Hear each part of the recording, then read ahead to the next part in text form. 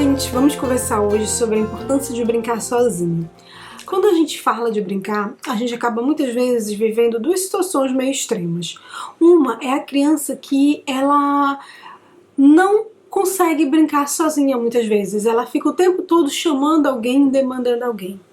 Outra é uma situação de uma criança que ela já se habituou, de repente, a brincar sozinha de tal forma que ela tem dificuldade de compartilhar, ela tem dificuldade de brincar com o outro. A gente tem esses dois extremos, mais ou menos, e a gente quer um balanço, a gente sempre está buscando esse equilíbrio, né? E para conseguir esse equilíbrio, o brincar sozinho, ele também é algo que precisa ser aprendido. Às vezes a gente pode ficar, nossa, mas brincar sozinho deve ser meio chato, deve ser meio triste. Não, gente. Vão existir vários momentos da vida onde eu preciso saber o que fazer quando eu estou sozinho comigo mesmo.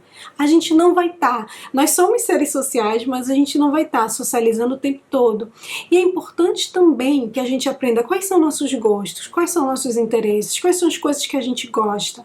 E tem nesse momento. Vocês veem que eu estou falando aqui, inclusive, de coisas que são muito importantes na vida adulta, né? É essencial, por exemplo, que um adulto tenha um hobby. Pessoas que têm hobby, elas são menos suscetíveis à ansiedade, a estresse, à depressão.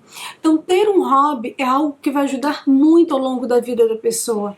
E hobbies, muitas vezes, eles começam através de brincadeiras. Então, de repente, uma pessoa que tem um hobby de pintar ou de desenhar, isso começou, de repente, na infância, através de momentos em que ela fazia isso, ou de construir coisas. Então, começou com Lego, e aí a pessoa leva para a vida adulta e tem miniaturas e ela constrói. Então, ter hobby, ter coisas que você faz quando você está sozinho, é sim uma habilidade muito importante ao longo de toda a vida. E na infância, a gente vê muito a aprendizagem dessa habilidade através do brincar sozinho. Vai ter momentos em que o pai vai estar ocupado, a mãe vai estar ocupada, a tia vai estar ocupada, a avó vai estar ocupada. Então as pessoas que estão com ela vão precisar estar fazendo outras coisas.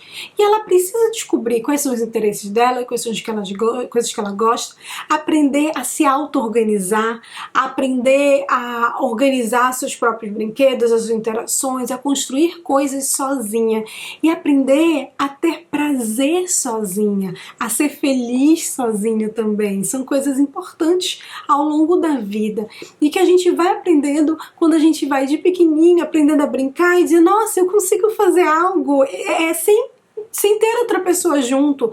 Isso me dá prazer, isso é legal, isso é divertido. Então ter esse equilíbrio é muito importante. E como eu comentei, algumas crianças podem de repente ter muita dificuldade disso. Às vezes elas ficam demandando muito o tempo todo as pessoas. Às vezes elas até brincam, já vi esse relato.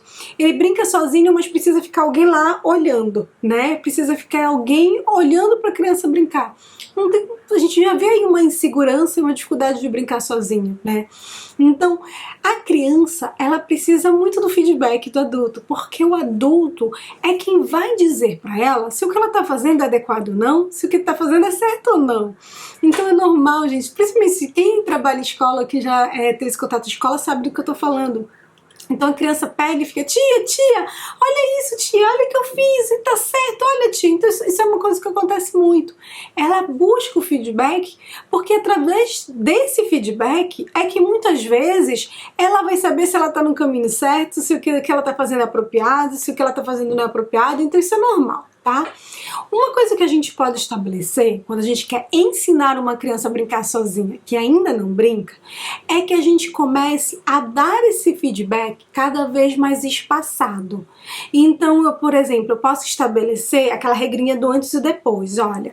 Então, primeiro você vai brincar com esses brinquedos aqui, depois a gente vai brincar de uns juntos. De algum brinquedo juntos. Então você estabelece primeiro uma atividade que ela vai fazer sozinha, depois uma atividade que vocês vão fazer juntos. E aí durante essa atividade sozinha, você tenta antecipar e dar esse feedback que ela tá indo na direção certa, que ela tá indo no caminho certo, antes que ela venha te buscar. Então você vai lá, você vê, vejo que a cada 2, 3 minutos ele vai pedir feedback. Vou tentar ser mais rápido e dar esse feedback. E com o passar do tempo você vai espaçando. Então de vez em quando você vai lá, olha, as cores estão lindas. Muito boa a escolha desse desenho, muito bonito. Ah, você escolheu um animal muito bacana. e depois você vai espaçando, de modo que o seu feedback do que ela está fazendo venha ao final, né? Então você vai espaçando, de modo que com o passar do tempo ela recebe o feedback que ela estava brincando, que ela brincou adequadamente, mas somente ao final da brincadeira. E às vezes para algumas crianças isso pode acontecer ao final do dia, de repente quando o pai voltou para casa e uma coisa que ela fez durante o dia, e ela vai trazer para você, vai trazer para mostrar o que foi aquilo que ela fez. E começar esse ensino do repertório do brincar sozinho, é importante que a gente comece gradativo. Não adianta eu querer que a criança, de repente, que não brinca sozinha, comece a brincar sozinha por 1 hora, 2 horas, isso não vai acontecer. Ela não está habituada para isso. Então a gente precisa começar gradativamente e aumentando aos poucos o tempo de brincadeira dessa criança, que ela vá aumentando cada vez mais de pouquinho em pouquinho. Outra coisa que pode ajudar bastante você nesse processo é de estabelecer brincadeiras que tenham um começo, meio e fim claro. Como assim? Eu vou trazer aqui 2 exemplos para vocês, mas isso vai longe, tá? Então, digamos uma brincadeira de peixaria, ok? Essa é uma brincadeira que eu consigo estabelecer um começo, meio e fim muito claro. Então o objetivo é pegar todos os peixes, ou o objetivo é pegar todos os peixes laranjas, já que se você de repente está ensinando cores para ela. Então eu consigo aqui nessa brincadeira ter muito claro qual o começo, qual o meio e qual o fim. E aí é muito claro para a criança quando é que a brincadeira termina e ela vai atrás, por exemplo, do feedback, saber como ela foi, como é que ela fez, por exemplo. Então, brincadeiras com começo, meio e fim ajudam muito para desenvolver isso. Outras brincadeiras, como por exemplo, eu pensar sobre uma lousa que tenha várias coisas para a criança escrever e tudo mais, já são brincadeiras que são um pouco mais difíceis de eu ter um começo, um meio e um fim bem estabelecidos. Porque a criança pode passar horas, ela pode desenhar várias coisas. Essa aqui, lembre da que eu falei que o brincar pode ensinar muito? A outra também da peixaria é uma excelente atividade para ensinar motor fino. Então eu posso trabalhar com algumas outras brincadeiras que não tem um começo, meio e fim tão claro. Neste caso, às vezes é legal com crianças que já têm um bom repertório de brincar sozinha. Então eu vou para brincadeiras sem começo, meio e fim claro quando a criança já tem mais ou menos esse repertório bem estabelecido, tá bom?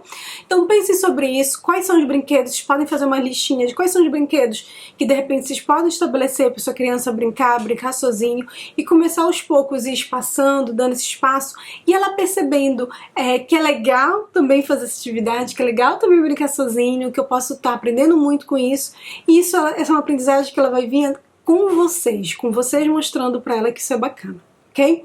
Na nossa próxima aula a gente vai continuar nossa conversa e a gente vai trazer mais algumas dicas para vocês em relação ao brincar com a criança. Um beijo!